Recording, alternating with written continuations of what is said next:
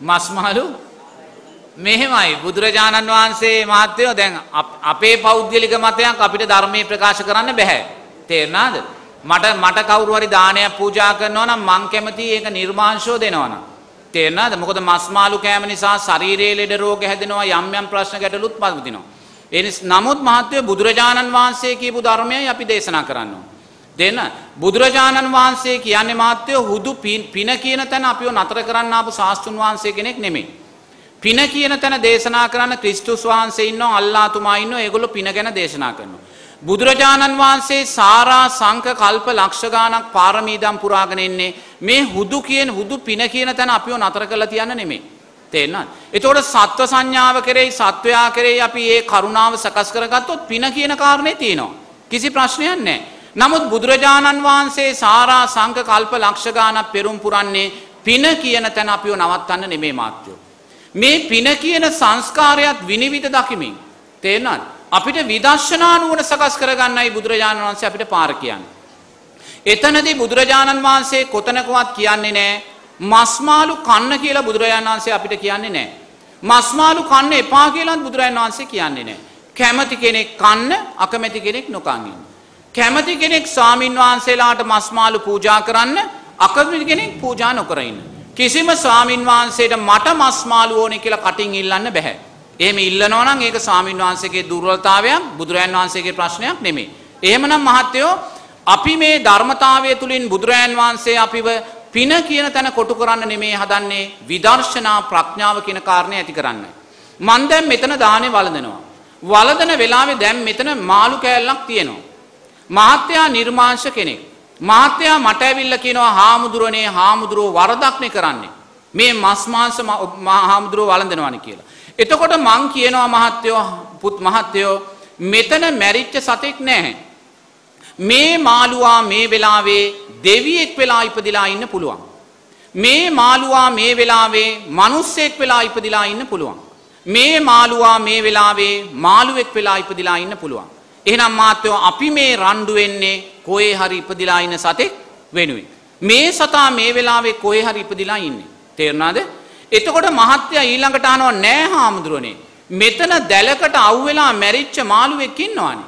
ඔව් ඉන්නවා. ඒ දැලට ඒ මාළුවා අහු කරගත්ත කෙනාට ප්‍රාණඝාත අකුසලයේ තියෙනවා. කිසි ප්‍රශ්නයක් නැහැ. දෙන්න.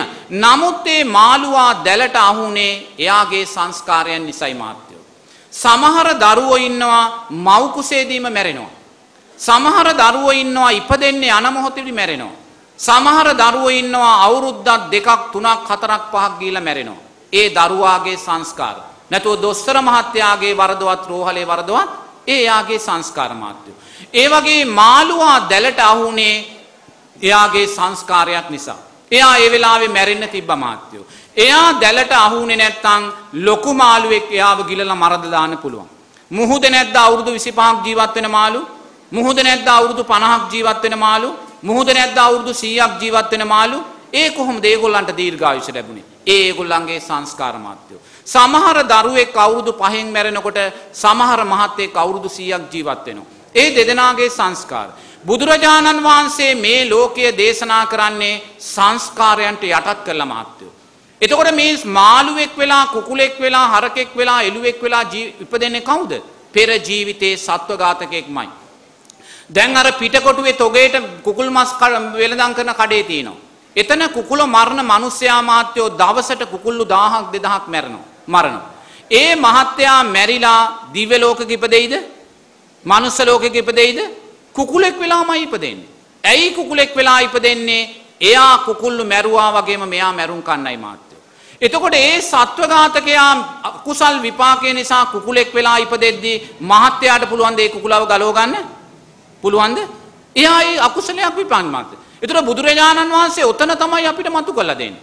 ඒ නිසා මාත්‍යෝ මේ ධර්ම ගමනේදී අපි කවදා හරි චතුරාර්ය සත්‍ය අවබෝධ කරනවා නම් මේ ඇහැ තුල සත්වයක් පුද්ගලයෙක් නැහැ කියලා අපි අවබෝධ කරගන්නවා. මේ කන මේ නාසය මේ දිව මේ ශරීරය මේ මනස හේතුඵල ධර්මයන් තුලින් සකස් වුණා වූ පටිච්ච සමුප්පාදේ ක්‍රියාවලියේ ඵලය මිසක් මෙතන සත්වයක් පුද්ගලයෙක් නැහැ කියලා හඳුනා ගන්නවා. එහෙනම් මාත්‍යෝ අපි මේ ගමන යද්දී අපි මාළු කෑල්ල තුල මාළුවෙක් දකිනවා නම් කුකුල් මැස් කෑල්ල තුල කුකුලෙක් දකිනවා නම් ඒ සත්ත්ව ආත්මීය සංඥාව ගන්නවා නම් කවදාකවත් අපිට මේ ගමන යන්න බෑ. තේරෙනවද? මං එක්තරා ආරණ්‍යයකට වඩින්න දැන් දවල් දානේ ගන්නවා. දවල් දානේ ගන්නකොට දැන් ස්වාමින් වහන්සේලා කිරි වළඳනවා. මේ කිරි. ආගන්තුක ස්වාමින් වහන්සේ කෙනෙක් කැලේ මැද්දෙන් ආරණ්‍යට ඇවිල්ලා ඒ වෙලාවේ කියනවා හාමුදුරනේ මම කැලේ මැද්දෙන් එද්දී මීහරකෙක් අර කුඹුරේ වැටිලා මැරිලා කුණු වෙලා ගඳ ගහනවා සත්තු කනවා මේ පැත්තෙන්වත් එන්න බෑ කියලා. එහෙම මීහරක ගැන කියනකොට අර කිරි වළඳ හිටිය ආමුදුරෝ ඉක්කේය කියලා කිරි එක පැත්තකින් තිබ්බා. මේ කිරි කෝප්පේ තුලත් මීහරකෙක් දැක්කා. ඕක තමයි ආත්මීය සංඥාව කියන්නේ මහත්තයෝ. බුදුරජාණන් වහන්සේ අපිව මේ ආත්මීය සංඥාවෙන් ගලවන්නයි යන්නේ. රහතන් වහන්සේ කෙනෙක් පාත්‍රයේ මාළු කෑල්ලක් තියෙනවා නම් පොලොස් වෑංජනයක් තියෙනවා නම් කැරට් වෑංජනයක් තියෙනවා නම් මැල්ලුමක් තියෙනවා නම් මේ සියල්ලක්ම සතර මහා ධාතු හැටියටයි දකින්නේ.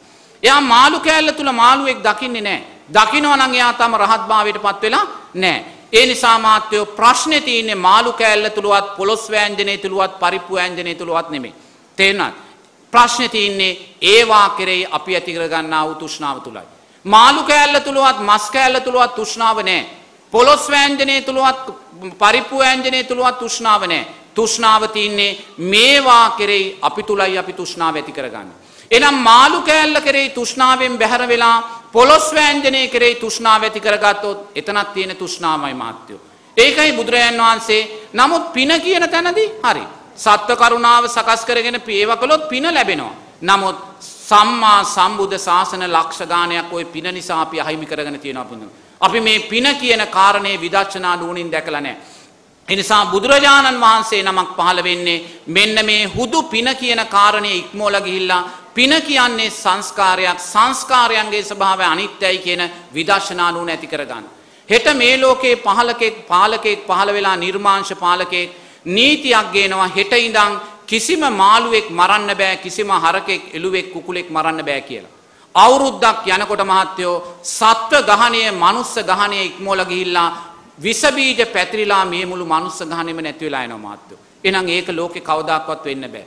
නමුත් අපිට කියන්න පුළුවන් එහෙම කරන්න පුළුවන් කියලා. නමුත් ඒක ලෝකේ යථාර්ථයක් වෙන්නේ නැහැ කවදාකවත් මහත්තයෝ. ඒ නිසා තිරිසන් සතෙක් වෙලා ඉපදෙන්නේ එයාගේ අකුසල් නිසාමයි. බල්ලෙක් වෙලා ඌරෙක් වෙලා හරකෙක් වෙලා කුකුලෙක් වෙලා ඉපැන්නෙන්නේ දැන් ඔය දෙමටගොඩ හරක් මස් කඩන කඩේ මිනිස්සයා එක දවසකට හරක් 10 දෙනෙක් විතර මරනවා. මේ මිනිස්සයා මැරෙන වෙලාවෙම හරකෙක් වෙලාමයි උප්පත්තිය ලබන්නේ. ඇයි? මැරුම් කන්න මහත්තයෝ. එහෙනම් අපිට මේ හරකාව ගලවන්න පුළුවන්ද? අපි ගලවනවා කියන්නේ සංස්කාරයන් ගලවන්න යනවා. සංස්කාරයන් ගලවන්න අපිට බෑ මහත්තයෝ. සංස්කාරයන් තමයි ලෝකයේ ඵලය. සංස්කාරයන් මතයි ලෝකයේ ක්‍රියාත්මක වෙන්නේ. ඒ නිසා අපි සංස්කාරයන් නවත්තන්න යනවා නම් අපි තුල මෝහයමයි වැඩෙන්නේ. මහත්තයා කුකුල් මස් කඩේට ගිහිල්ලා ඒ කුකුලා මරන්න එපා කියලා ගෙදර අරන් එනවා. කූඩුවේ දාලා හදනවා. දවස් 45ක් යනකොට ඒ කුකුලා මැරිලා යනවා. එයා මැරිලා ආයිමත් ගිහිල්ලා කුකුල් බිත්තරයකමයි ඉපදෙන්නේ. මාර්යා මහත්තයා බේරුවද? උතන තමයි මෝහය කියන්නේ මහත්තයෝ. එහෙමනම් කැමැතිනම් කන්න. අකමැතිනම් නොකා ඉන්න. කැමතිනම් පූජා කරන්න අකමැතිනම් පූජා නොකර ඉන්න මම නම් වැඩියම කැමති නිර්මාංශව ඉන්න. නමුත් බුදුරජාන් වහන්සේ අපිට කියලා තියෙන ධර්මය අපි කියන්න ඕනේ.